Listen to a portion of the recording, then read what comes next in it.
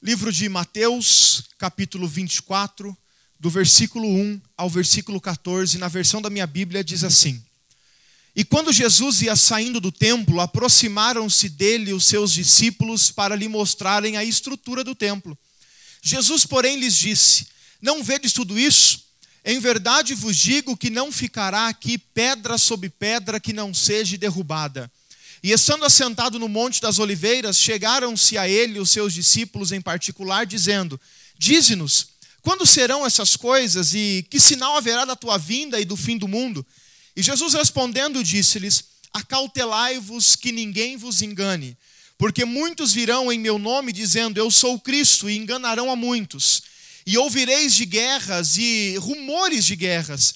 Olhai, não vos assusteis, porque é mister que isso tudo aconteça, mas ainda não é o fim.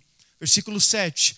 Porquanto se levantará nação contra nação, reino contra reino, e haverá fome, pestes e terremotos em vários lugares. Mas todas essas coisas são o princípio das dores. Então vos hão de entregar para serdes atormentados, e matar-vos-ão, e sereis odiados de todas as nações por causa do meu nome. Nesse tempo muitos serão escandalizados, e trair-se-ão uns aos outros, e uns aos outros se odiarão. Surgirão muitos falsos profetas, e se enganarão a muitos. E por se multiplicar a iniquidade, o amor de muitos esfriará. Mas aquele que perseverar até o fim, esse sim será salvo. E este evangelho do reino será pregado em todo o mundo, em testemunho a todas as nações, e então virá o fim. Feche os seus olhos. Pai, esta é a tua casa, essa é a tua palavra, nós estamos aqui, meu Deus, em tua presença, e eu peço, Senhor Jesus, fala conosco, ministra, meu Deus, o teu querer, ministra, meu Pai, a tua vontade, Senhor, para as nossas vidas. Nós estamos aqui, Pai, a tua inteira e a tua total disposição, Senhor. Por isso, Pai, nós entregamos a Ti o nosso coração, a nossa mente, o nosso entendimento, para que possamos entender e compreender aquilo que o Senhor tem a revelar a nós esta noite. Fica conosco, papai. Essa é a minha oração e eu faço em nome de Jesus. Amém, Senhor. Amém? Antes de você sentar, diga para a pessoa que está próxima a você: a última notícia é que Jesus está voltando. Pode se assentar.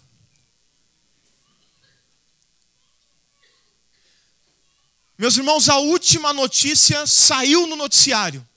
Jesus está voltando. Se você soubesse que Jesus voltaria no próximo domingo, como seria essa semana da sua vida? O que você faria? Será que você ficaria a semana toda em casa, sem ter tempo para vir à igreja? Será que você passaria, sim, todas as noites na sua casa, na frente da TV, assistindo novelas, assistindo porcarias? Será que você viria na escola bíblica às terças-feiras? Se Jesus voltasse no próximo domingo, será que você continuaria maltratando a sua mulher, maltratando os seus filhos, ou tratando-os com indiferença? Se Jesus voltasse no próximo domingo, será que você continuaria com ódio dentro do seu coração, porque alguma pessoa, porque um vizinho, um familiar, um colega de trabalho lhe ofendeu? Ou até um irmão da própria comunidade, da própria igreja lhe ofendeu? Você continuaria alimentando o desejo no seu coração de terminar o seu relacionamento de anos com a sua esposa? Será que você trabalharia essa semana como um louco, sem ter tempo para descansar, sem ter tempo para ir para casa, sem ter tempo para fazer aquilo que desejaria o seu coração? Se Jesus voltasse no próximo domingo, será que você passaria a semana toda bebendo, fumando, se prostituindo? Você, filho, filha, se Jesus voltasse domingo, será que você maltrataria o seu pai essa semana? Será que você gritaria e falaria mais alto, desrespeitando os seus pais essa semana? Será que você sonegaria o seu dízimo? Me responda, ou melhor, responda a você mesmo.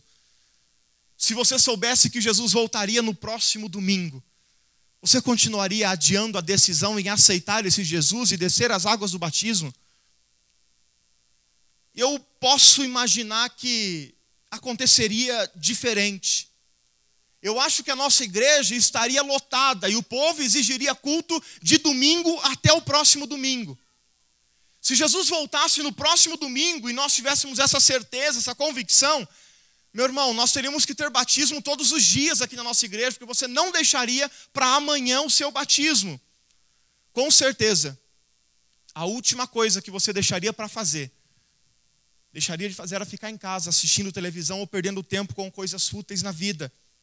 Eu tenho certeza que se Jesus voltasse domingo e nós soubéssemos disso, procuraríamos as pessoas a qual nós temos uma mágoa, a qual nós não conseguimos nem olhar na face da pessoa, a qual nós não conseguimos liberar perdão, para que esse perdão pudesse ser liberado.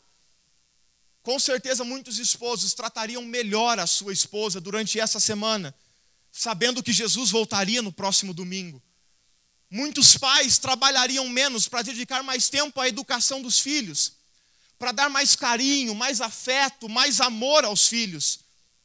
E eu tenho certeza absoluta que nós sairíamos por aí desesperadamente, pelo telefone, pela internet ou pessoalmente, dizendo às pessoas que nós amamos, às pessoas que trabalham com a gente, que convivem com a gente, que Jesus está às portas, que Ele está voltando e que essas pessoas também precisam entregar a sua vida, os seus corações a Cristo Jesus. Eu tenho certeza que se nós tivéssemos a absoluta convicção e certeza de que Jesus Cristo voltaria no próximo domingo, nós respeitaríamos mais uns aos outros aqui dentro da igreja, trabalharíamos mais em prol da obra de Cristo Jesus, e aí também até na hora do dízimo e da oferta a gente seria muito mais generoso. Mas infelizmente, muitos de nós só agiria ou reagiríamos dessa forma porque teríamos medo de não nos encontrarmos com Cristo Jesus e irmos para o inferno. E não agiríamos ou reagiríamos dessa forma porque amamos estar com Deus, queremos estar com Cristo Jesus e queremos nos envolver mais com a obra dele por amor. Mas a gente faz isso ou faria isso por medo. E aí, quem sabe, você pode estar se perguntando, mas como que eu posso, pastor, ter a certeza de que realmente Jesus está voltando? Meu irmão, desde que eu nasci e desde que eu frequento uma igreja, eu ouço falar que Jesus está voltando. Há muito tempo eu ouço. E existe um texto na Bíblia Sagrada de Hebreus 11:7 que diz: pela fé, Noé, divinamente avisado das coisas que ainda não se viam, temeu, e para sua salvação e para a salvação de sua família, preparou a arca, pelo qual condenou o mundo e foi feito herdeiro da justiça, que é segundo a fé. Agora olha o que diz o Evangelho de Lucas, capítulo 17, do versículo 26 ao 27. E como aconteceu nos dias de Noé, assim também será nos dias do Filho do Homem. Comiam, bebiam, casavam-se, davam-se em casamento, até o dia em que Noé entrou na arca, veio o dilúvio e consumiu a todos. A Bíblia faz uma comparação, dizendo que o mesmo acontecerá no dia da volta de Jesus. Eu não sei se você sabe, mas as Escrituras Sagradas, a palavra de Deus, ela é um livro de profecias exatas. Ao contrário de Nostradamus, de outros algoreiros e vaticinadores que falam coisas que na verdade nunca se cumpriram e nunca irão se cumprir, a Bíblia não. A Bíblia é um livro de profecias e profecias que já se cumpriram e profecias que ainda irão se cumprir. Ela tem mais de 31.124 versículos e desses 8.325 são proféticos. E se a gente for olhar para as maiores profecias, das 500 maiores, faltavam apenas 20 para se cumprir. E quando Jesus nasceu, cumpriram-se 19 dessas profecias. Meu irmão, a segunda vinda de Cristo, a volta de Jesus para buscar a igreja, ela é muito enfatizada nas Escrituras Sagradas. Há cerca de 300 referências bíblicas sobre a primeira vinda de Cristo. Mas há 8 vezes mais de 2.400 referências sobre o arrebatamento da igreja, sobre a segunda vinda do nosso Senhor e Salvador Jesus Cristo. E esse assunto também é um assunto muito distorcido e muito desacreditado nos dias que nós estamos vivendo. Muitos falsos mestres, falsos pastores e pregadores negam que Jesus vai voltar. Outras pessoas tentam enganar a nós mesmos ou enganar ao público marcando datas da volta de Cristo Jesus. Alguns dizem crer na segunda vinda de Jesus, mas vivem como se isso não fosse uma realidade. Vivem como se Jesus nunca fosse voltar. O versículo 3 do capítulo que nós lemos de Mateus 24, a palavra de Deus diz para nós: e estando eles assentados no Monte das Oliveiras, chegaram-se a ele os seus discípulos, em particular dizendo: Jesus, diga-nos quando serão essas coisas e que sinal haverá da tua vinda e do fim do mundo. Quantos aqui já não ouviram falar sobre o fim do mundo, né? Eu me lembro quando eu era criança, falava-se do ano 2000. E 2000 chegará, e de 2000 não passará, e aquilo dava um medo. E quantas pessoas não tiveram medo quando estávamos chegando perto do ano 2000? Agora, você sabe que o termo que Jesus usa aqui sobre o fim do mundo, esse termo grego aqui, que traduzido ele diz assim, suntelias e ou ainos. Ele está querendo se referir aqui não necessariamente ao fim do mundo a qual nós vivemos, mas ao cumprimento de um período, ao cumprimento de uma época, a qual na escatologia nós dizemos ao cumprimento de uma dispensação. Jesus Cristo, ele, em resposta ao questionamento dos seus discípulos, ele começa a preanunciar aqui para nós alguns sinais sobre a sua volta, sobre a sua vinda. E o primeiro sinal que eu quero tirar aqui desse texto, e depois eu quero que você leia Mateus 24, o capítulo todo, para que você possa entender melhor o que eu vou lhe dizer. O primeiro sinal que eu destaquei desse texto é que o evangelho será pregado em todo mundo. Versículo 14, Mateus 24. E este evangelho do reino será pregado em todo mundo, em testemunho a todas as nações, então virá o fim. Meu irmão, Jesus Cristo, ele morreu na cruz do Calvário por mim, ele morreu na cruz do Calvário por você. Em Apocalipse 5:9, a gente vai ver que ele morreu para comprar todos aqueles que procedem de qualquer raça, tribo, povo, nação e língua. Ele morreu por nós, para que nós pudéssemos ter o direito da salvação. A evangelização das nações, ele é um sinal que prediz a volta de Cristo Jesus. E a Bíblia diz para nós que nós, como igreja, devemos aguardar a volta de Jesus e também apressar a volta de Jesus, falando dele a todas as nações. O que me chama a atenção nessa promessa de Deus é que ele está dizendo para nós que cada uma de todas as nações, em uma ou outra ocasião, em uma data ou outra data, durante o curso da história da humanidade, ouvirá falar de Jesus Cristo, o nosso Senhor e Salvador. Meu irmão, Jesus está voltando, e isso é muito mais real do que a pessoa que você consegue sentir ao seu lado, do que o ar que nós conseguimos respirar. A volta de Jesus é algo muito mais real do que o barulho da chuva que nós conseguimos ouvir ali fora. Vocês sabem que a história das missões, daqueles que vão para pregar e saem para pregar o evangelho, prova para nós de que existem pessoas preocupadas com a volta de Jesus e que Jesus está voltando sim. Em primeiro momento, a gente consegue perceber que dos anos 313 a 800, de Constantino até Carlos Magno, as boas novas da salvação foi levado para a Europa Ocidental. Depois de 1800 a 1517, numa segunda etapa, de Carlos Magno até Lutero, a Noruega, a Islândia, a Groenlândia, são países evangelizados. Escravos da Europa Ocidental se rendem a Cristo Jesus, entregam as suas vidas ao nosso Senhor Jesus. Em um terceiro momento da história de missões, de 1517 a 1792, as organizações missionárias começam a crescer, a tomar corpo, a enviar missionários para tudo quanto é lugar deste mundo. E uma quarta etapa, de 1792 até os nossos dias, nós percebemos que o evangelho continua sendo pregado, que a palavra de Deus continua sendo falada em todos os lugares. Meu irmão, as Bíblias estão sendo traduzidas em inúmeras línguas. As profecias estão se cumprindo. Missionários têm se levantado dentro da sua casa, no seu trabalho, na escola, têm ido sim para nações distantes. As nações têm conhecido o evangelho do nosso Senhor Jesus. E isto é o sinal de que o fim está próximo. Diga para a pessoa que está perto de você, realmente Jesus está voltando.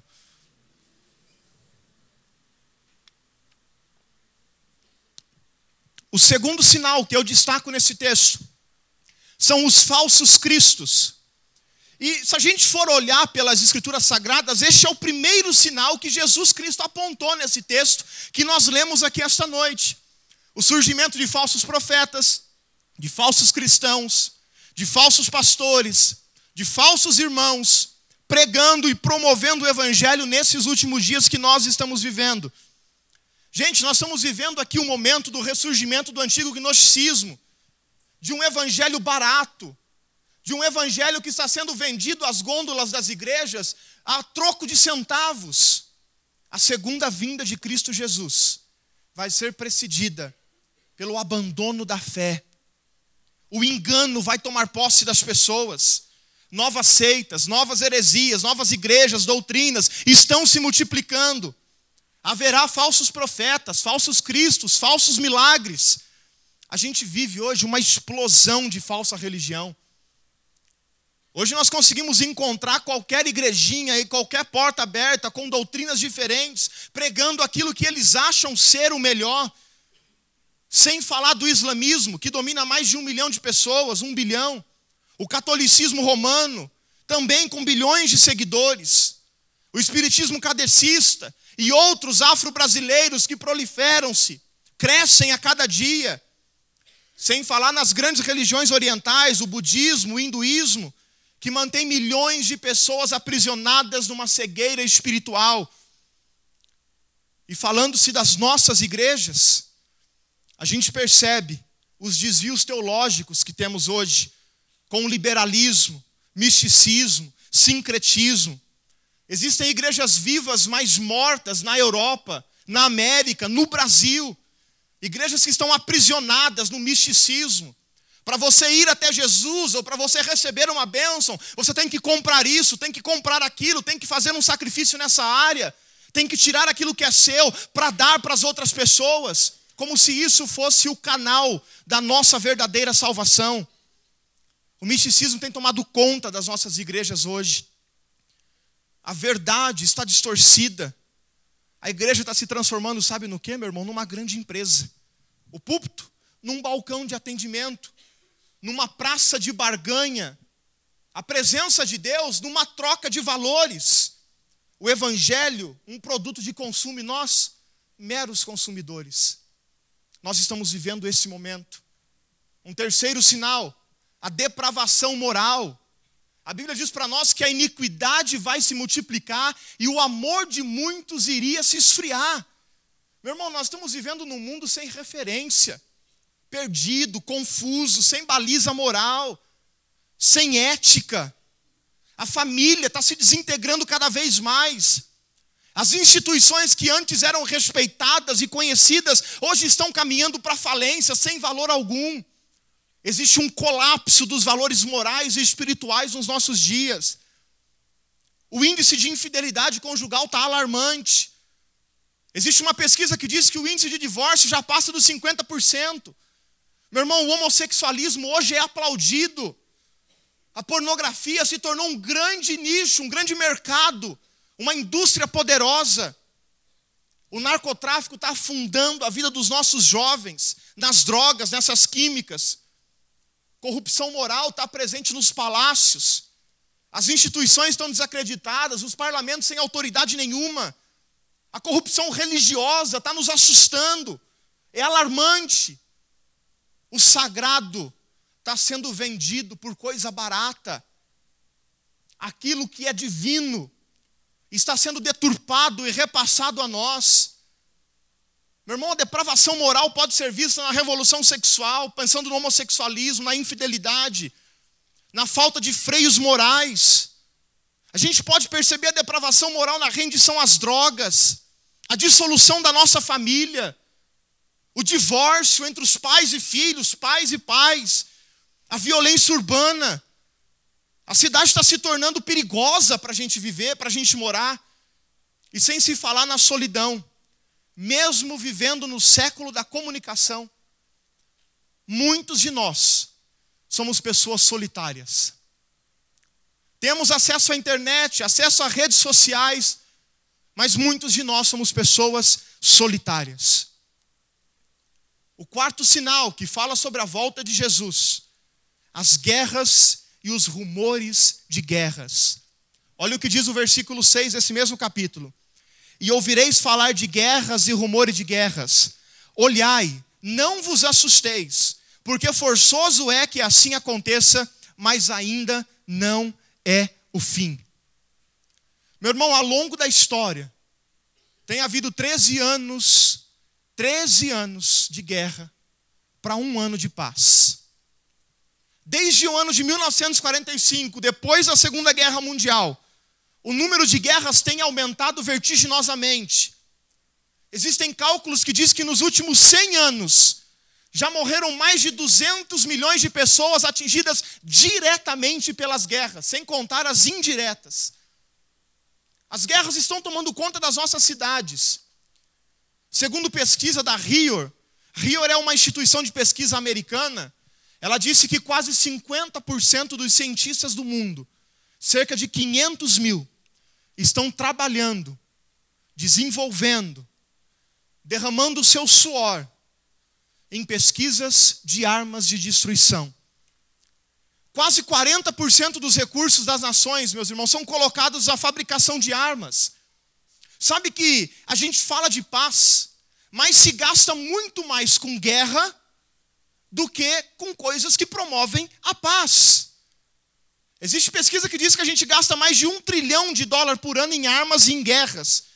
E aí nós poderíamos, com esse dinheiro todo, resolver o problema da fome, do saneamento básico, da saúde pública, das precárias moradias que nós vemos hoje em dia. Nós poderíamos solucionar o problema de países de terceiro mundo com esse dinheiro. Mas qual é a realidade? Que nós vemos um mundo encharcado de sangue. Se nós ligarmos a TV no horário do almoço para assistirmos esses jornais policiais, só falta colocarmos uma bacia embaixo para pingar o sangue da televisão. De tanta tragédia, de tanta guerra. Sabe? E houve um tempo, e está havendo esse tempo, onde isso está se tornando normal para as nossas vidas. A gente vê o noticiário que ali na esquina foi morto 4, 5 adolescentes a tiro por causa de drogas. Nós não nos compadecemos mais, isso se tornou algo normal. Se tornou algo fútil, algo cotidiano, que acontece no dia a dia. Meu irmão, olha quanta guerra nós já não passamos e ainda estamos passando. Primeira Guerra Mundial, Segunda Guerra Mundial, a Guerra Fria, Guerra da Coreia, guerra entre os judeus e os palestinos, guerra do Irã, Iraque, do Golfo, do Vietnã, do Afeganistão, a Guerra dos 6 Dias, a Guerra do Canal de Suez, de Kosovo, de Camboja, e mais um monte de tragédia, 11 de setembro, esse último furacão que nós tivemos nos Estados Unidos, sem falarmos da iminência de novas guerras, a ameaça das Coreias. E nós estamos olhando para tudo isso e não percebemos que isso é um sinal da volta de Jesus Cristo. Olha o que diz o versículo de número 7. Se levantará nação contra nação, reino contra reino, e haverá fome e terremoto em vários lugares. No versículo 7 e no versículo 29, ele vai falar sobre um quinto sinal que eu destaquei aqui, que são os terremotos. Eu li uma pesquisa americana que diz que de 1890 a 1930 houve apenas 8 terremotos. De 1930 a 1960, 18 terremotos. De 1960 ao ano de 79, 64 terremotos. Do ano de 80 ao ano de 1996, mais de 200 terremotos dramáticos. Meu irmão, nesse século, no século 20, no século que estamos vivendo, houve mais terremotos do que em todos os outros restantes da história da humanidade. Parece que a Terra, o planeta Terra, está sendo abalado por algo que está prestes a acontecer. Os sinais estão dizendo para nós, se prepare, porque Jesus está voltando. Em sexto lugar, Jesus fala sobre a fome e as epidemias. Capítulo 7, também, Lucas 21, ele também fala sobre isso. A fome mata mais do que a guerra hoje em dia. Existem pessoas que cruzam conosco dia a dia, que estão famintas, morrendo de fome, e nós não fazemos a mínima ideia disso. E no ano de 1953, o presidente americano chamado Eisenhower, ele disse o seguinte: o mundo não está gastando apenas o dinheiro nas armas, ele está despendendo o suor de seus trabalhadores, a inteligência dos seus cientistas e a esperança das suas crianças. Nós gastamos num único avião quase 500 mil sacos de trigo e num único míssil casas novas para abrigar mais de 800 pessoas. Meu irmão, a fome é um retrato vergonhoso da realidade que nós estamos vivendo, de uma distribuição de riquezas desigual. Enquanto muitos acumulam muito, outros passam fome. A fome alcança quase 50% da população mundial. Existem crianças que nesse exato momento, não só lá na África, aqui no nosso país, na periferia da nossa grande capital, quem sabe pais estão desesperados, atrás de ajuda porque não têm o que dar de comer aos seus próprios filhos. Sem se falar nas epidemias que estão se alastrando por tudo quanto é lugar. A gripe aviária que está tomando conta do nosso povo. A dengue, a AIDS, e poderíamos citar mais algumas aqui, epidemias. Algumas divulgadas a nós e outras que nem divulgadas são, que estão atacando e atingindo as nossas vidas. Agora Jesus faz um alerta. Quando ouvires falar sobre isso, fique atento, porque o fim está chegando. Diga para a pessoa que está próxima a você, Jesus está voltando. Mas diga para ela, irmão, acredite, Jesus está voltando.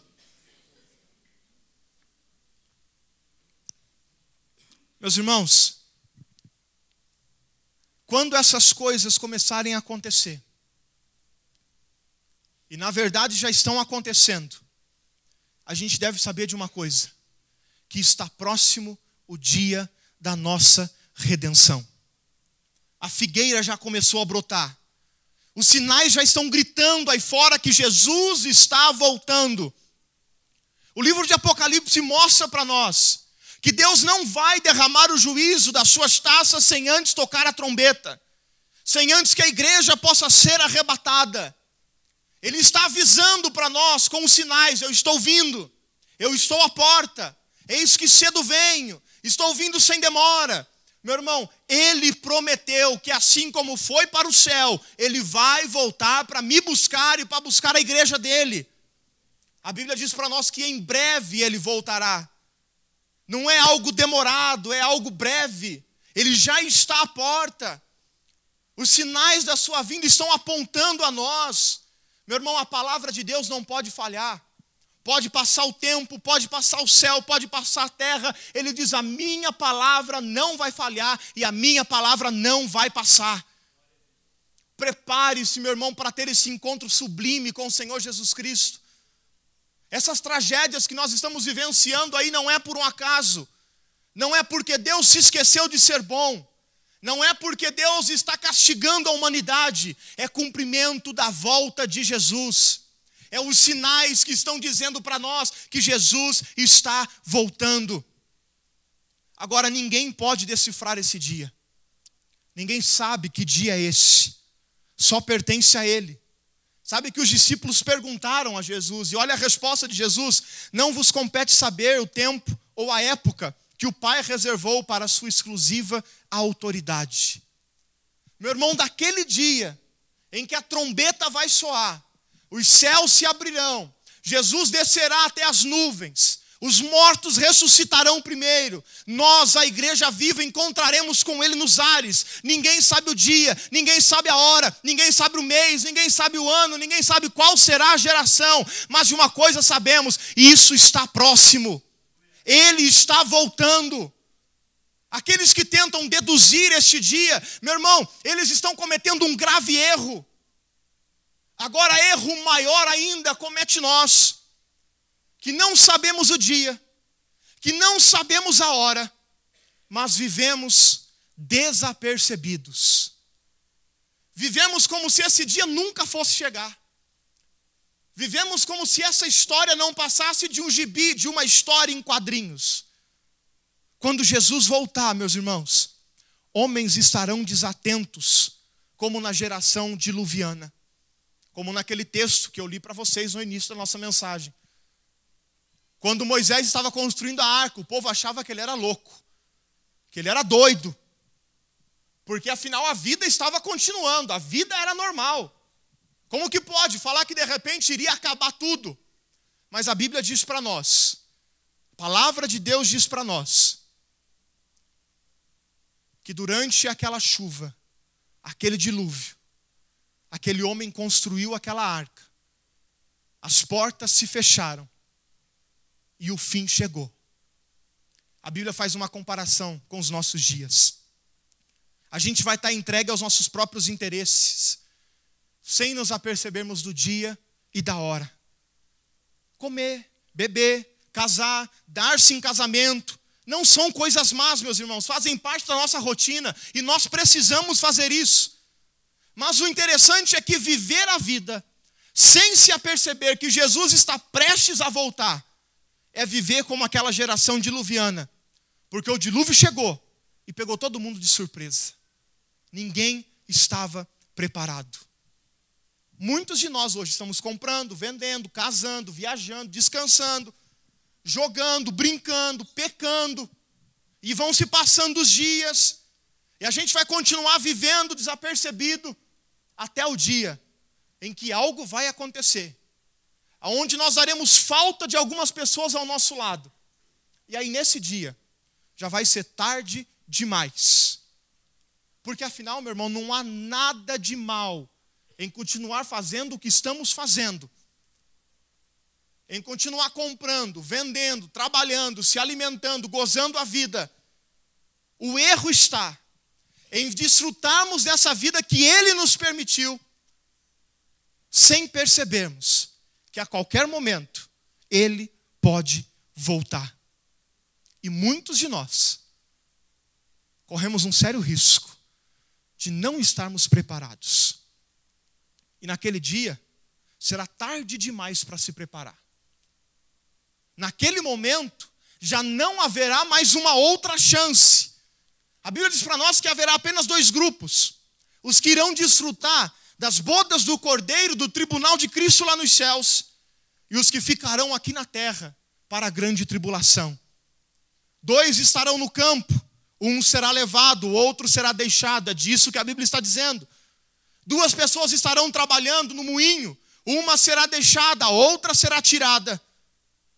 Alguns serão tomados para Deus e outros ficarão aqui para o juízo de Deus. Mateus capítulo 24, do versículo 42 ao 44 diz o seguinte: vigiai, pois porque não sabeis que hora há de vir o nosso Senhor.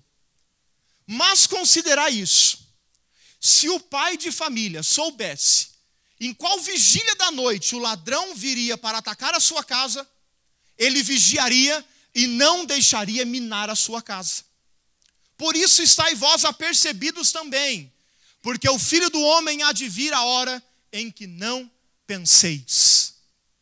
Olha o que o Senhor Jesus Cristo está dizendo para nós. Da mesma forma que se um pai de família soubesse que às 3 horas da manhã entraria um ladrão em sua residência, com certeza ele estaria preparado, chamaria policiais e 3 horas da manhã estaria pronto para que a hora que o ladrão chegasse, pegasse o ladrão primeiro do que o ladrão pegasse ele e a sua família. E Jesus está fazendo essa comparação com as nossas vidas. Nós não sabemos o dia, nós não sabemos a hora.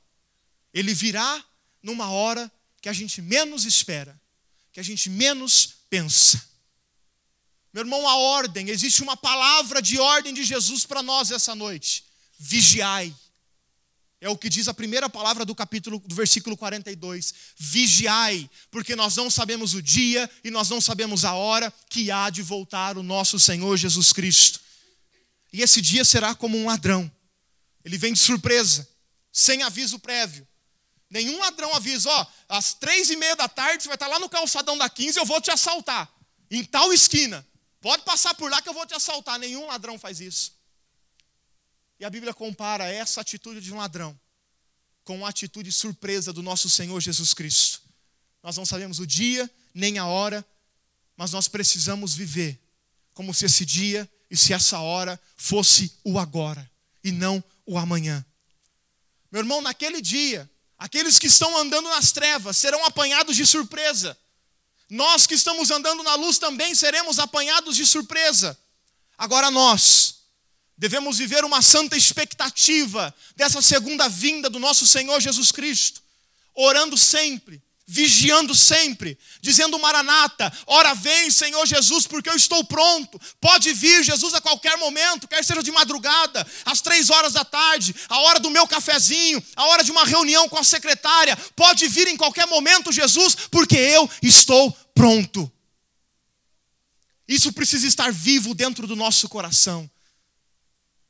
E Jesus encerra o capítulo de Mateus 24, do versículo 45 ao 51. Ele termina esse discurso profético contando uma parábola para nós, acerca de um senhor que viajou e deixou sobre a responsabilidade de 2 homens alguns talentos. Ele encarregou ali os seus bens e os seus servos nas mãos de 2 homens. E essa parábola aqui Jesus estava querendo dizer para nós sobre a preparação da vinda de Jesus, que é preciso estar pronto e estar fiel a Ele. No primeiro caso, o primeiro homem, o servo fiel, aquele senhor voltou da sua viagem. E quando ele se encontra com aquele servo, a Bíblia diz para nós que aquele homem prestou contas ao seu senhor. E o seu senhor se alegrou daquilo, deu galardão para ele, deu privilégios para ele, recompensou-o. Agora o outro, ele pensou, não, meu senhor vai demorar muito, ele não vai voltar agora. E aí ele passou a viver como se isso nunca fosse acontecer. Ele passou a vida de uma forma desapercebida, mas chegou o dia em que o Senhor voltou. E na hora de se prestar contas, a palavra de Deus diz para nós que aquele homem foi castigado, que aquele homem foi lançado num lugar onde há choro e ranger de dentes, que ele estava castigado a sofrer a eternidade dele por consequência de não estar pronto para o momento em que o Senhor voltaria para que ele prestasse contas daquilo. Esse segundo servo, ele demonstrou aqui 3 atitudes. Primeiro, despreocupação. Segundo, ele estava desalmado. Em terceiro, uma dissipação. Ou seja, ele não estava nem aí com aquilo que ele estava vivendo, ele não estava preocupado com a vida. Ele não estava preocupado com a causa do seu Senhor, ele estava desapercebido. Meu irmão, deixa eu lhe dizer uma coisa. Como que você está vivendo? Você está vivendo uma vida em santidade, esperando a volta desse Jesus? Como nós esperamos ansiosos por uma viagem de férias? Como nós esperamos ansiosos quando nós compramos um presente, compramos algo, ou estamos prestes a ganhar um presente e isso nunca chega? Ou será que nós estamos vivendo desprezando aquilo que as Escrituras Sagradas diz, desprezando a seriedade que é a volta do nosso Senhor Jesus? Porque quem sabe nós julgamos que, se há milhares de anos atrás ele diria que vinha sem demora, eu acho que ele se esqueceu, se perdeu no tempo, então não está próximo. Meu irmão, preste atenção no que eu vou lhe dizer, olha aqui para mim. Por favor, acerte a sua vida com Jesus. Por favor, não deixe para amanhã, porque vai chegar o momento onde nós teremos que prestar contas a Deus da nossa vida, prestar contas a Deus da nossa atitude. Vamos viver o hoje, meu irmão, como se hoje fosse o último dia da nossa vida. Saia daqui hoje por essa porta. Se Deus permitir que nós encerremos o culto, se Ele não voltar nos próximos minutos, saia por essa porta, meu irmão, com isso na sua cabeça. Hoje pode ser a minha última semana de vida. Jesus pode voltar para mim essa semana, meu irmão. Eu posso sofrer um acidente, posso ser acometido de uma enfermidade, e nessa semana Jesus me recolher. Será que eu estarei pronto para me encontrar com Jesus? Ou será que eu estarei pronto para me encontrar com Satanás? Porque essa é uma verdade. Agora eu não quero dar ênfase nisso, porque a partir do momento que o nosso encontro com Jesus, o desejo de eu levar uma vida séria com Jesus, for a preocupação de ir para o inferno, isso está errado. Eu preciso ter o desejo de estar com Jesus, de estar atento todos os dias da minha vida, aguardando ansiosamente pela volta de Cristo Jesus, porque eu o amo, porque eu quero estar com Ele. Meu irmão, gere isso no seu coração. Deixe o Espírito de Deus falar ao seu coração. Os problemas que você está vendo pela televisão não são por um acaso, são sinais da volta de Cristo Jesus.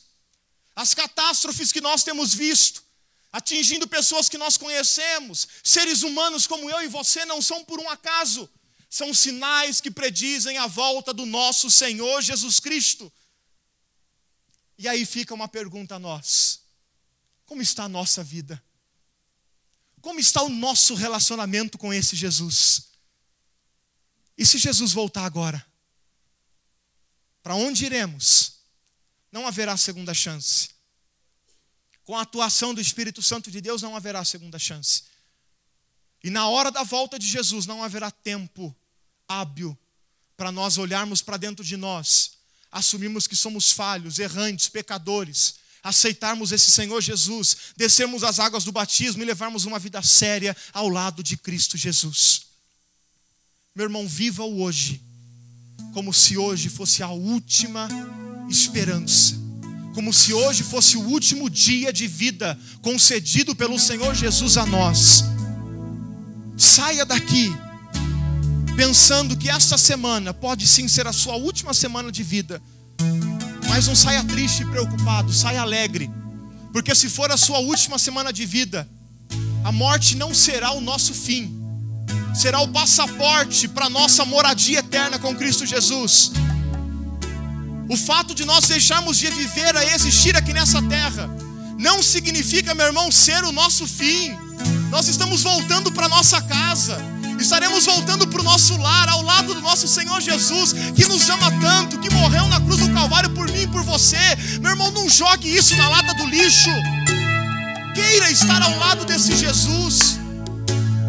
Queira abandonar as coisas ruins que esse mundo nos oferece, para viver essa eternidade com Cristo Jesus na glória, em alegria abundante, em felicidade constante, algo que não existe fim. Vivemos a eternidade ao lado daquela pessoa que nos amou de tal maneira, que enviou o próprio Filho dele para morrer por mim e por você. Meu irmão, não existe coisa mais maravilhosa do que isso.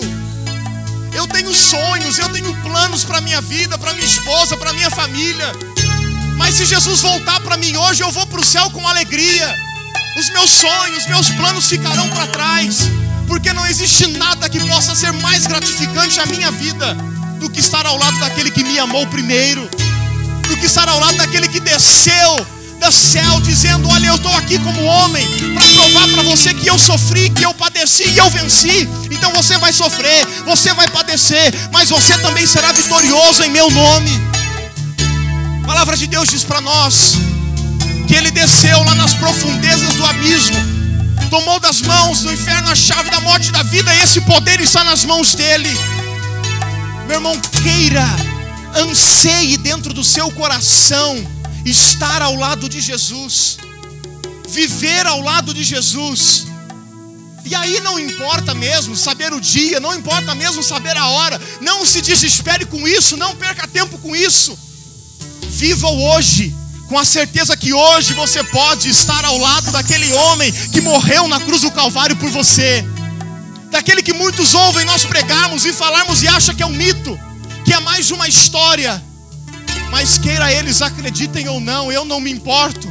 Se eu falo e eles não acreditam, isso não vai mudar a veracidade da Bíblia. Ele vai voltar. Nós acreditemos ou não, a volta de Jesus está próxima. Prepare o seu coração, porque isso pode acontecer a qualquer momento.